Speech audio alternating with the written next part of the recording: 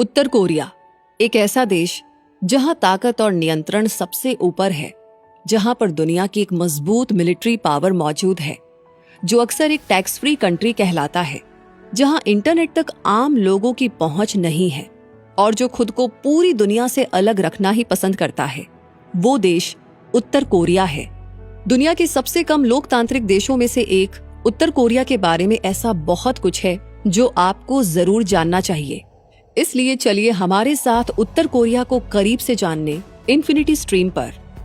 उत्तर Korea, जिसका official name Democratic People's Republic of Korea है, ये पूर्वी एशिया में कोरियाई प्रायद्वीप के उत्तरी हिस्से में स्थित देश है, जो इस प्रायद्वीप की लगभग 55% भूमि को कवर करता है, जबकि बाकी 45% हिस्से में दक्षिण कोरिया देश स्थित है।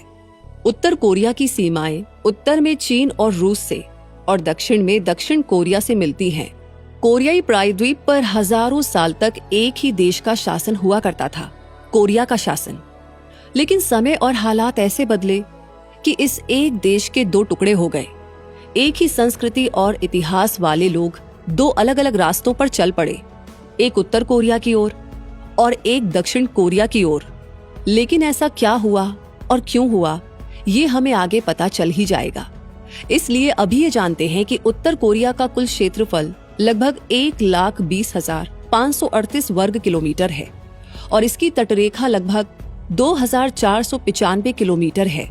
इसके पूर्व में पूर्वी सागर है, जिसे जापान और अमेरिका जैसे देश जापान सागर कहते हैं, और उत्तर और दक्षिण कोरिया इसे पूर्वी सागर कहना ही पसंद करते हैं।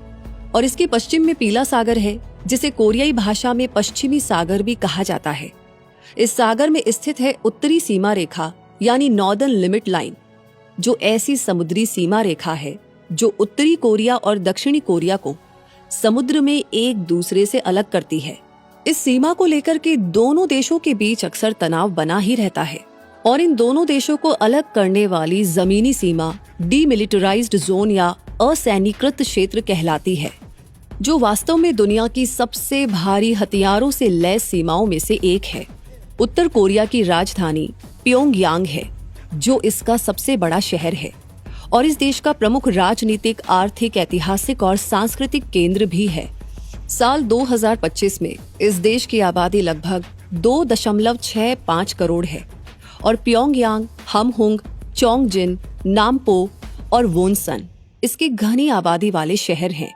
यहाँ की आबादी लगभग पूरी तरह से कोरियाई है। उत्तर कोरिया का समय भारत के समय से 3 घंटे 30 मिनट आगे है।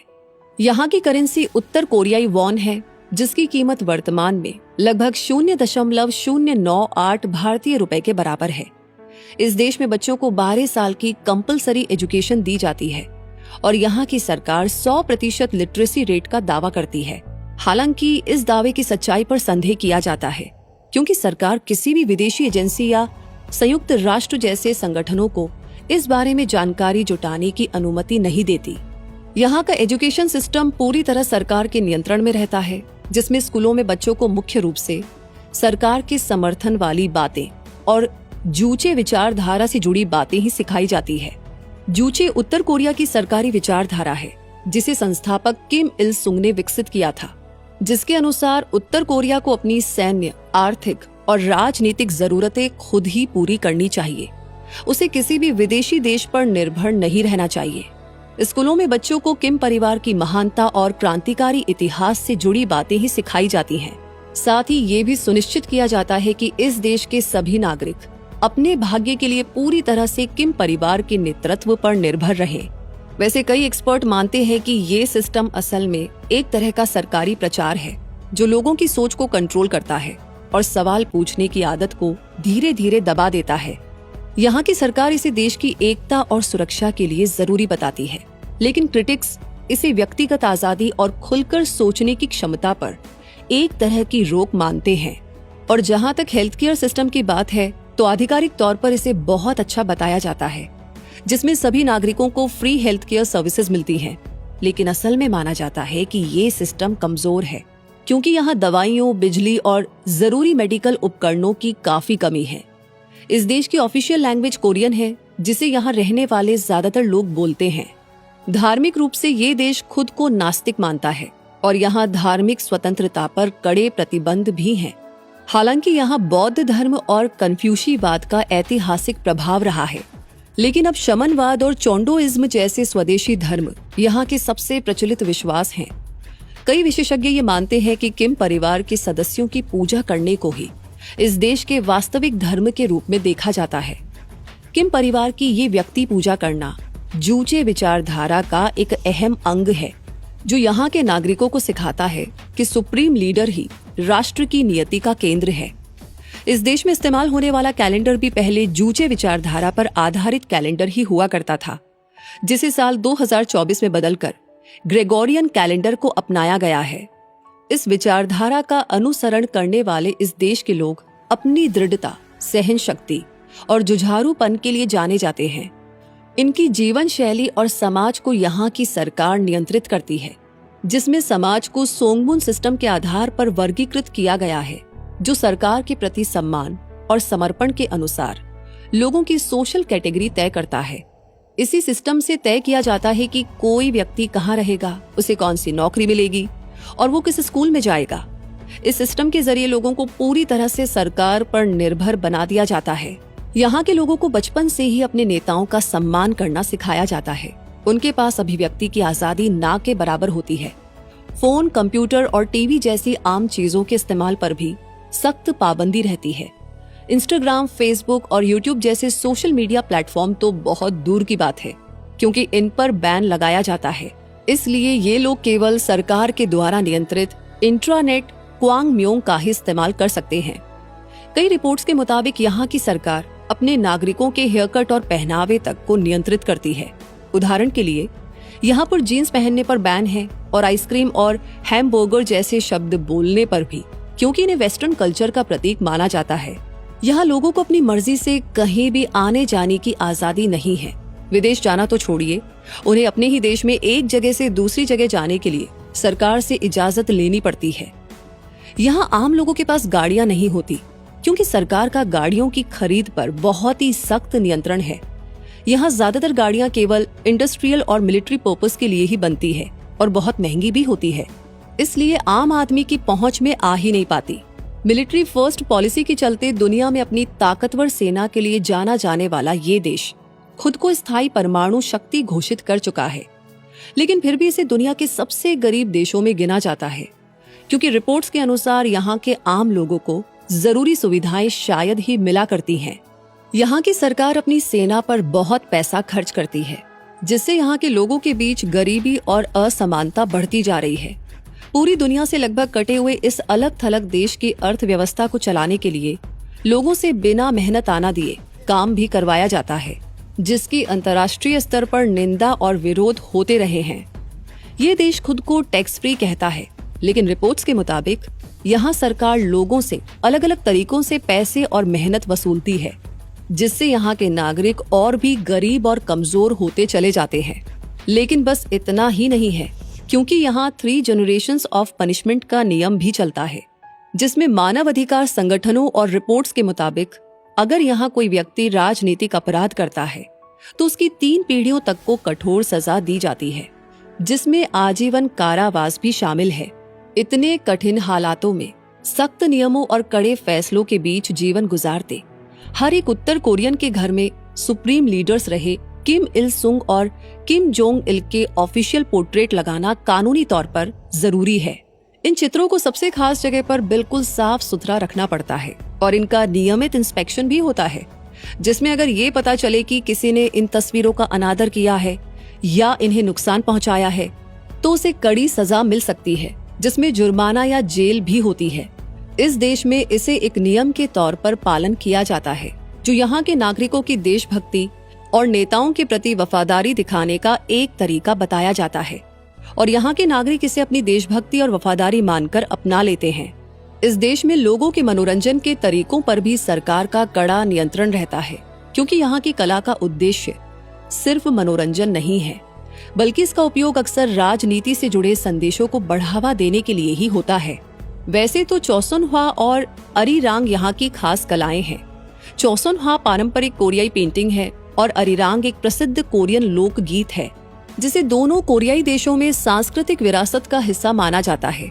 पूरे कोरियन प्रायद्वीप के लोगों को जोड़ने वाली एक कड़ी माने जाने वाले इस गीत को यूनेस्को ने मानवता की अमूर्त सांस्कृतिक विरासत के रूप में मान्यता भी दी है। लेकिन इसके अलावा यहाँ की कला भी जूचे विचारधारा का प्रचार करने का एक जरिया ही मानी जाती है, जो आत्मनिर्भरता और क्रांति की जरूरत पर जोर देती है। यानी कला के जरिए ये दिखाया जाता है कि कैसे उत्तर कोरियाई लोग बिना किसी बाहरी मदद के अपनी समस्याओं को हल कर सकते हैं और कैसे उनका देश अपने दम पर महानता हासिल कर रहा है। ये कला इस देश के लोगों को ये संदेश देती है कि वो सब एक बड़ी क्रांति का हिस्सा है और उनकी मेहनत देश के भविष्य के लिए बहुत जरूरी है।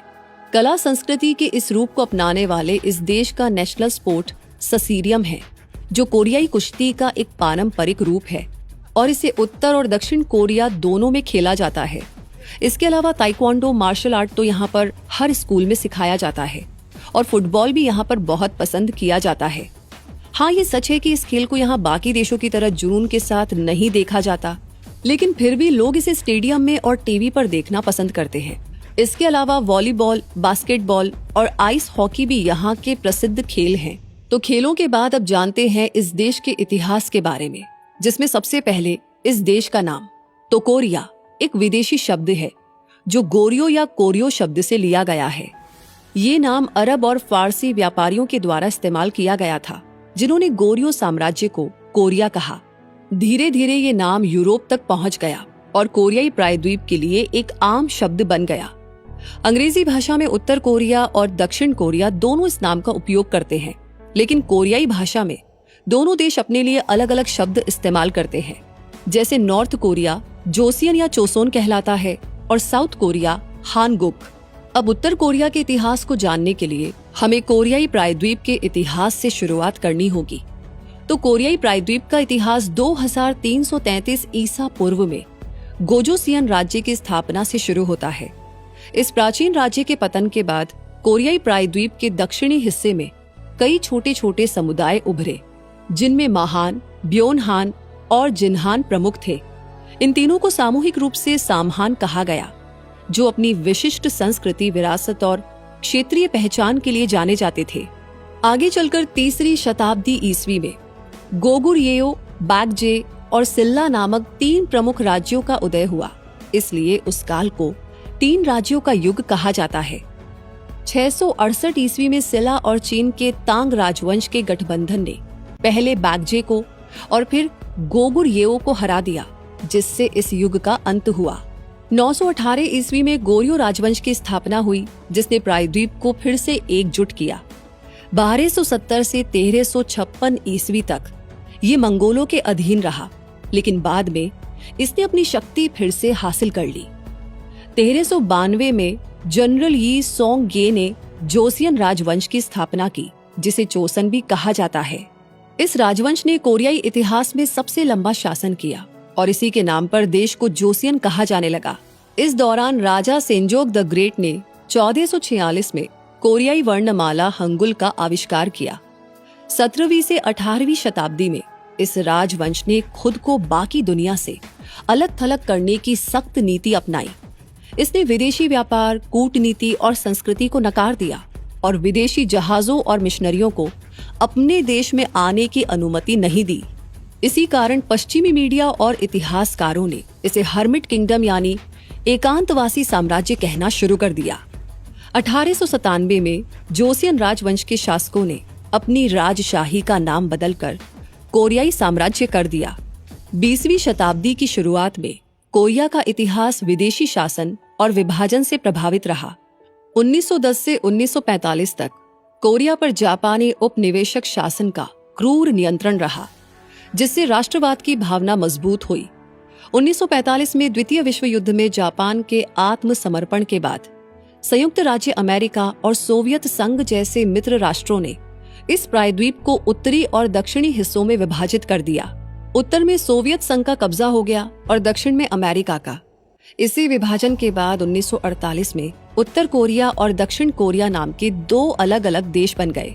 ये विभाजन सिर्फ एक भौगोलिक बंटवारा नहीं था, बल्कि 2 बिल्कुल अलग राजनीतिक विचारधाराओं का उदय था। उत्तर में सोवियत संघ के समर्थन से Democratic People's Republic of Korea यानी उत्तर कोरिया का जन्म हुआ, जहां कम्युनिस्ट शासन की स्थापना हुई। दूसरी ओर दक्षिण में संयुक्त राज्य अमेरिका के समर्थन से रिपब्लिक ऑफ कोरिया यानी दक्षिण कोरिया का गठन हुआ, जिसने पूंजीवादी लोकतंत्र का रास्ता अपनाया। इसी वैचारिक मतभेद ने दोनों देशों के बीच तनाव की नींव रखी, जो आज तक कायम है। आगे 1950 में उत्तर कोरिया ने अचानक दक्षिण कोरिया पर हमला कर दिया। ये हमला कोरियाई युद्ध की शुरुआत थी, जो कि जल्द ही अंतर्राष्ट्रीय संघर्ष और शीत युद्ध का हिस्सा बन गया। एक तरफ था उत्तर कोरिया, जिसे चीन और सोवियत संघ का समर्थन मिला, और दूसरी तरफ था दक्षिण कोरिया, जिसे संयुक्त राष्ट्र खास तौर पर अमेरिका का साथ मिला। 1953 में ये युद्ध एक युद्ध विराम के साथ समाप्त हुआ, लेकिन कोई शांति संधि नहीं हुई। इसी दौरान कोरियाई विसैन्यीकृत क्षेत्र यानी डीमिलिटराइज्ड जोन की स्थापना हुई, जिसने दोनों देशों को स्थायी रूप से विभाजित कर दिया। इस सीमा रेखा का उद्देश्य दोनों देशों के सैनिकों को सीधे टकराव करने से रोकना है। युद्ध के बाद उत्तर कोरिया के संस्थापक और पहले सर्वोच्च नेता किम इल सुंग ने सोवियत संघ और चीन की मदद से अपनी सत्ता मजबूत की और जूचे की विचारधारा यानी स्वनिर्भरता की विचारधारा को बढ़ावा दिया। इस दौरान किम इल सुंग ने अपने चारों ओर एक शक्तिशाली व्यक्ति पूजा का निर्माण किया, जिसमें उन्हें लगभग भगवान जैसा दर्जा दिया गया, और ये उत्तर कोरियाई समाज में वंशानुगत शासन के लिए एक मजबूत आधार बना।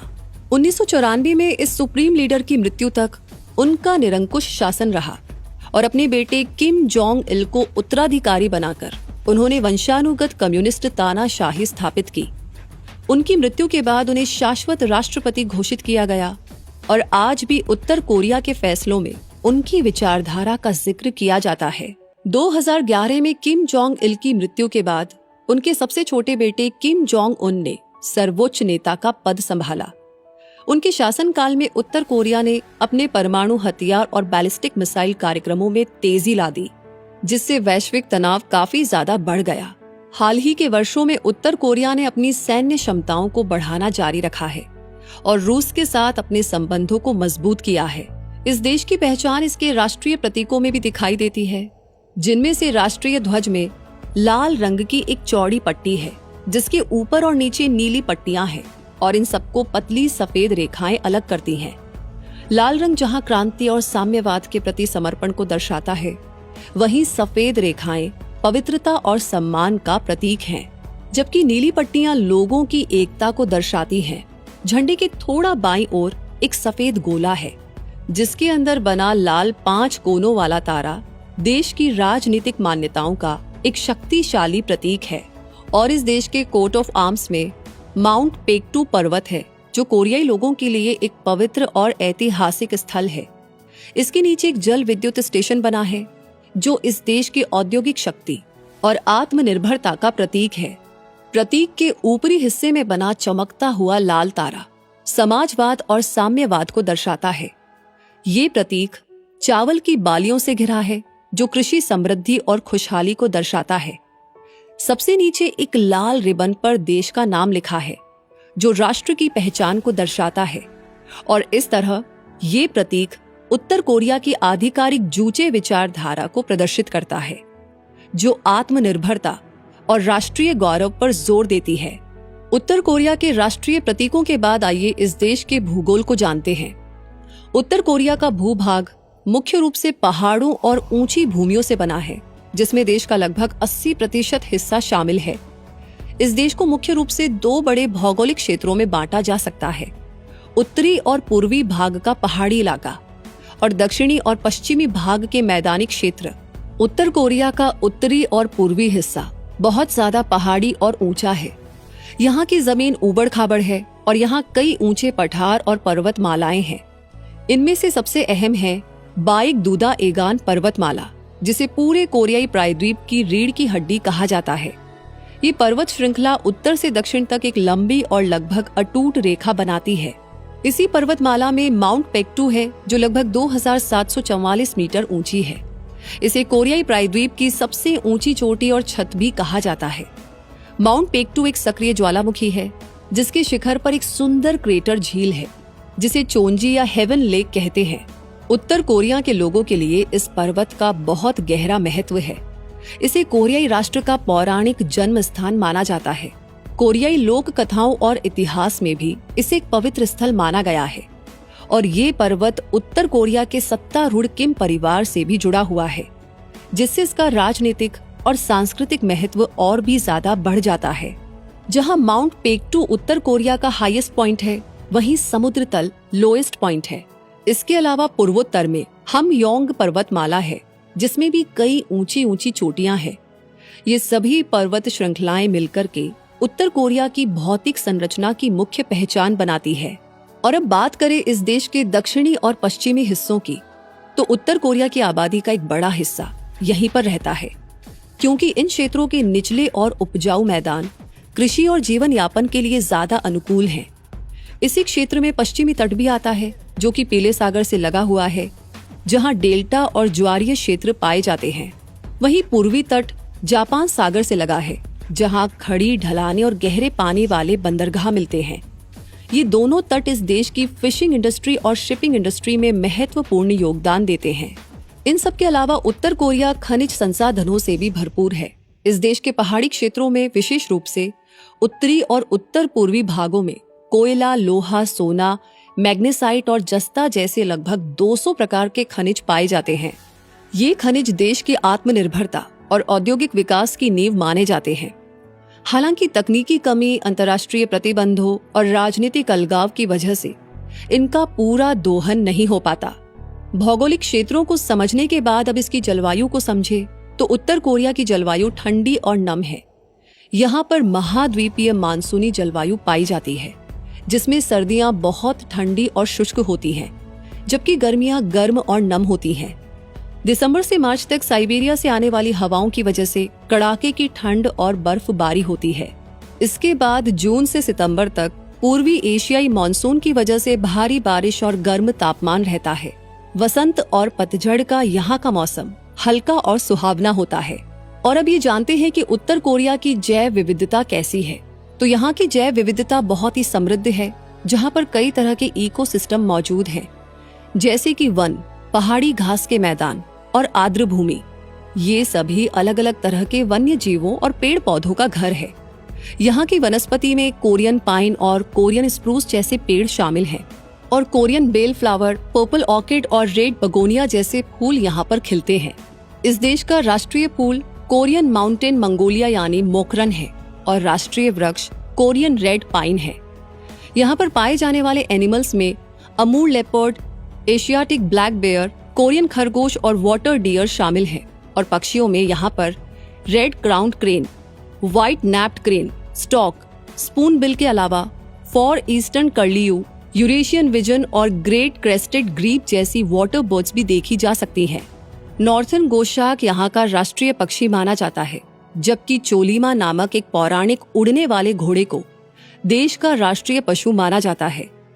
चोलीमा लोगों की प्रगति और भावना का प्रतीक है और इसकी मूर्तियां प्योंगयांग में भी मौजूद है। इसके अलावा पुंगसान डॉग को भी एक राष्ट्रीय स्मारक माना जाता है, क्योंकि ये अपनी बहादुरी, वफादारी और बुद्धिमत्ता के लिए प्रसिद्ध है। समुद्री जीवों में यहाँ North Pacific right whale, grey whale, humpback whale, blue whale और सेई व्हेल पाई जाती हैं। साथ ही Indo Pacific bottle nose dolphin, spotted seal, northern fur seal और फिनलेस पोरपाइज भी यहाँ पर देखी जा सकती हैं। और इस समृद्ध जैव विविधता को बचाने के लिए उत्तर कोरिया ने कई राष्ट्रीय उद्यान और संरक्षित क्षेत्र बनाए हैं, जिनमें माउंट पेक्टू बायोस्फीयर रिजर्व और माउंट म्योनयांग वर्ल्ड बायोस्फीयर रिजर्व प्रमुख हैं। और प्रमुख तो इस देश की नदियां भी हैं, जिनमें सबसे लंबी नदी यालू है, जो लगभग 795 किलोमीटर लंबी है और चीन के साथ इस देश की प्राकृतिक सीमा बनाती है। ये नदी इस देश के महत्वपूर्ण जल विद्युत और औद्योगिक केंद्रों का आधार है। वहीं 521 किलोमीटर लंबी तुमेन नदी उत्तर पूर्व में चीन और रूस के साथ सीमा बनाती है। ये दोनों ही नदियां माउंट पेक्टू से निकलती हैं। इनके अलावा ताइडोंग नदी राजधानी प्योंगयांग के बीच से होकर बहती है, जिससे ये इस शहर के लिए एक महत्वपूर्ण जलमार्ग और सांस्कृतिक प्रतीक बन गई है। और इमजिन नदी डीमिलिटराइज्ड जोन को पार करके दक्षिण कोरिया में प्रवेश करती है। इसी तरह दक्षिण कोरिया की हान नदी की एक धारा भी उत्तर कोरिया में है। ये दोनों नदियां कोरिया प्रायद्वीप के बंटवारे को दर्शाती हैं। नदियों के बाद अगर हम यहाँ की प्रमुख झीलों के बारे में जाने तो हेवन लेक माउंट पेक्टू की चोटी पर स्थित एक क्रेटर झील है जो अपनी पवित्रता और प्राकृतिक सुंदरता के लिए जानी जाती है।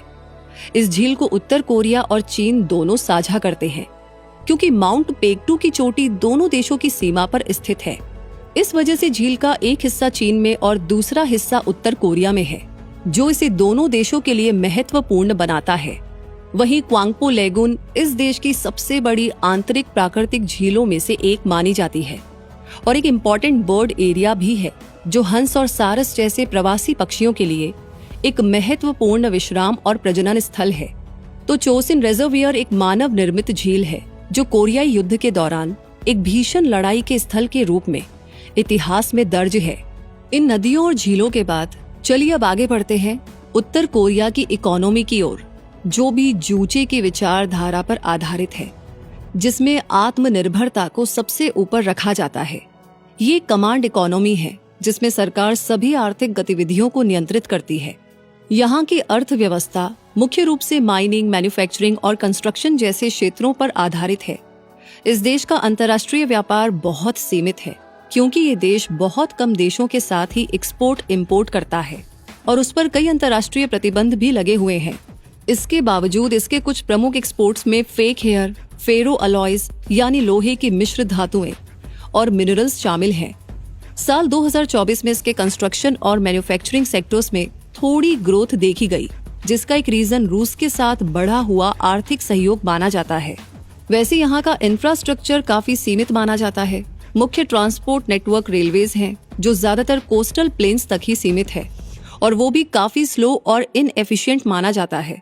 रोड नेटवर्क सेकेंडरी है जो पूरी तरह विकसित नहीं है और पोर्ट्स और एयरपोर्ट्स की क्षमता भी सीमित है क्योंकि इनमें मॉडर्न फैसिलिटीज और इन्वेस्टमेंट की काफी कमी है। इसके अलावा एनर्जी शॉर्टेज भी यहाँ की एक बड़ी समस्या है, जिससे न सिर्फ इंडस्ट्री बल्कि ट्रांसपोर्ट और बाकी इंफ्रास्ट्रक्चर भी बुरी तरह प्रभावित होता है।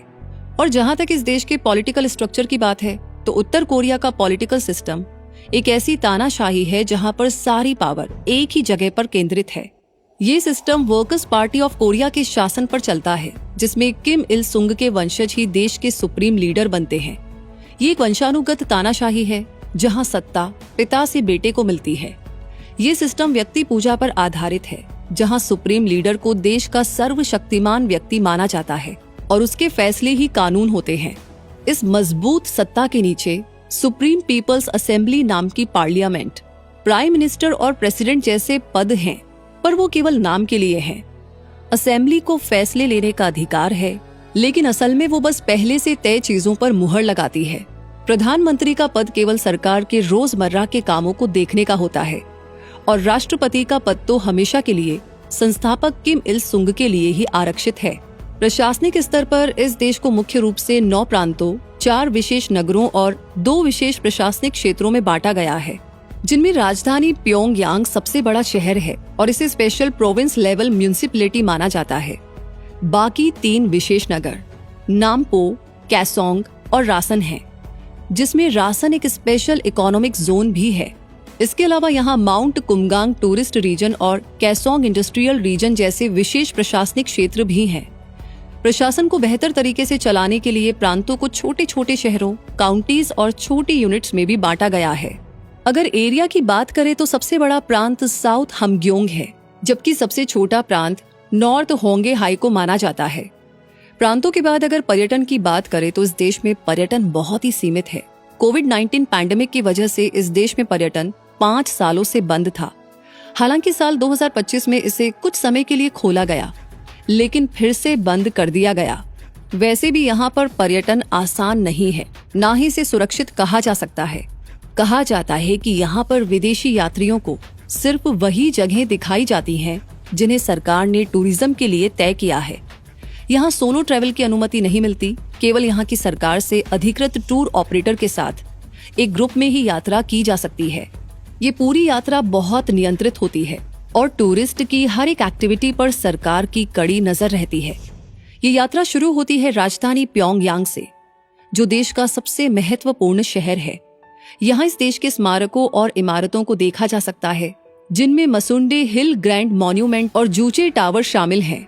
इसके अलावा किम इल सुंग स्क्वायर भी देखने लायक है, जो कि एक बड़ा सेंट्रल प्लाजा है जहां राष्ट्रीय समारोह जैसे सैन्य परेड और मास डांस होते हैं। वहीं कुम सुसान पैलेस ऑफ द सन एक विशाल मकबरा है जिसमें किम इल सुंग और किम जोंग इल के शवों को सुरक्षित रखा गया है। प्योंगयांग के बाद यात्रा का अगला हिस्सा दक्षिण की ओर साउथ ह्वांगहाई प्रांत में स्थित कासोंग का होता है।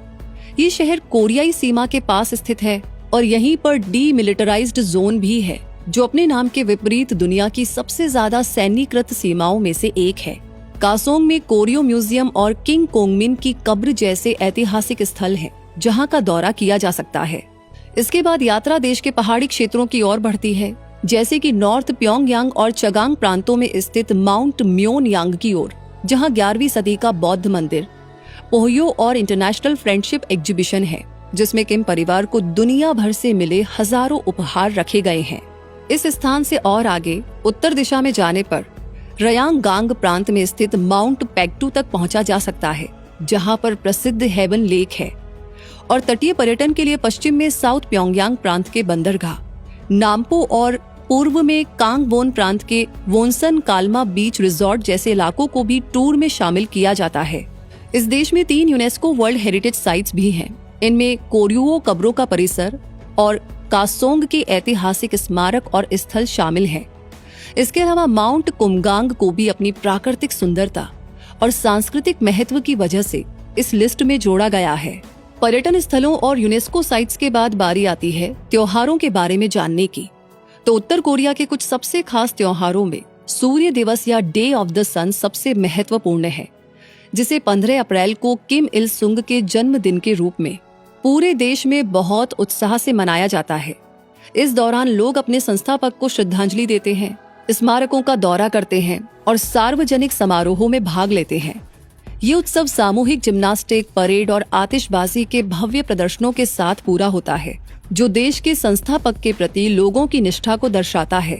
सूर्य दिवस के बाद एक और महत्वपूर्ण त्योहार day of the shining star है, जो 16 फरवरी को पूर्व नेता किम जोंग इल के जन्मदिन पर मनाया जाता है। ये दिन भी बड़े पैमाने पर जिम्नास्टिक प्रदर्शन और आतिशबाजी के साथ मनाया जाता है, जो नेता के प्रति सम्मान को दर्शाता है। इसी तरह गणतंत्र की स्थापना का दिन day of the foundation of the Republic भी खास है, जो 9 सितंबर को मनाया जाता है। ये दिन Democratic People's Republic of Korea की स्थापना की याद दिलाता है। और 15 अगस्त को मनाया जाने वाला राष्ट्रीय मुक्ति दिवस या नेशनल लिबरेशन डे भी यहाँ पर बहुत खास अवसर होता है, क्योंकि इसी दिन 1945 में कोरियाई महाद्वीप को जापानी औपनिवेशिक शासन से मुक्ति मिली थी। उत्तर कोरिया में इसे जोगांग हेबांग नेल कहते हैं, जिसका मतलब होता है मातृभूमि मुक्ति दिवस, जबकि दक्षिण कोरिया में ये ग्वांगबोकजियोल कहलाता है, यानी रोशनी की वापसी का दिन। वहीं मई दिवस 1 मई को अंतर्राष्ट्रीय श्रमिक दिवस के रूप में मनाया जाता है। इस दिन परेड, प्रदर्शन और श्रमिक एकजुटता के कार्यक्रम होते हैं, जिसमें देश के श्रमिक अपने काम के प्रति समर्पण को दर्शाते हैं। इनके साथ साथ विक्ट्री डे भी खास होता है, जो 27 जुलाई को कोरियाई युद्ध के युद्ध विराम पर हस्ताक्षर की याद में मनाया जाता है। इस दिन सामूहिक नृत्य, पिकनिक और संग्रहालयों का दौरा करके युद्ध में मिली विजय का जश्न मनाया जाता है। और मिलिट्री फाउंडेशन डे कोरियाई पीपल्स आर्मी की स्थापना का जश्न मनाने का दिन होता है। और अब बारी आती है उत्तर कोरिया के खान पान को जानने की। तो किमची यहाँ का राष्ट्रीय व्यंजन है, जिसे लगभग हर भोजन के साथ परोसा जाता है। ये एक ट्रेडिशनल साइड डिश है, जिसे मसालेदार फर्मेंटेड वेजिटेबल से बनाया जाता है। इसके अलावा यहाँ प्योंगयांग कोल्ड नूडल्स भी काफी फेमस है, जो ठंडे शोरबे में मीट, वेजिटेबल्स और नूडल्स डालकर के तैयार किया जाता है। दूबू बाप में फ्राइड टोफू के टुकड़ों में चावल भरा जाता है और मसालेदार सॉस के साथ परोसा जाता है। और टोफू बाप डिश में टोफू राइस होते हैं। मीठे में यहाँ पर प्योंगयांग पुडिंग और राकवा साइंग फेमस है, जो मूंगफली की कैंडी होती है। और फेमस ड्रिंक्स में ताई डोंग गैंग बियर और सोजू स्पिरिट शामिल है। खानपान के बाद अब बारी आती है इस देश की ट्रेडिशनल ड्रेस के बारे में जानने की, जो चोसो ओट है। ये दक्षिण कोरिया की ट्रेडिशनल ड्रेस हानबोक जैसी ही है।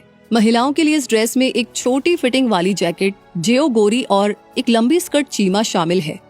वहीं पुरुषों के लिए जेओगोरी को लूज पैंट बाजी के साथ पहना जाता है। और इसी तरह अभी तक आप ट्रेडिशनल ड्रेस के साथ साथ उत्तर कोरिया के बारे में बहुत कुछ जान चुके हैं।